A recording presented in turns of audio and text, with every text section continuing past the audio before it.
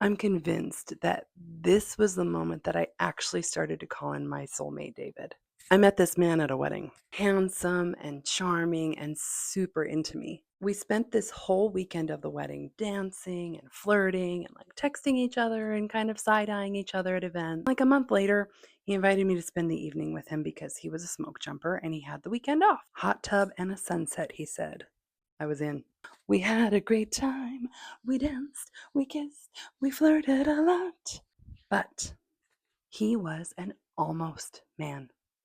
And you know the type, the guy who's almost right, but not quite. He was recently divorced and still a total mess. Now, here's the kicker, because a few years earlier, I would have tried to force a connection. I would have tried to rush it. I would have thought, this is the one. I just needed, just write it out. But by this point, I was healed enough to understand something. If this man is truly for me, there's no rush. So he was putting on all the moves, and I just kept my swimsuit on.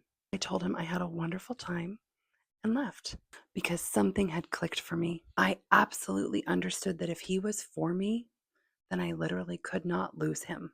And if he wasn't, then he would just waste my time and use my body to soothe himself and his own loneliness and wounds. And being the feel good void for another wounded man was no longer enough for me. That next morning, I woke up and I remember thinking, oh my God, this is what dignity feels like. This is what self respect feels like. This is what having standards feels like. This is loving myself first. Here's a powerful truth about becoming magnetic and magnetizing your soulmate. Magnets have two ends. One is positive, it pulls in, and one is negative, it repulses that which is not for it. And that is a super important part of attracting your soulmate. Once I got a taste of that feeling of dignity, of standards, of self love, I was completely changed.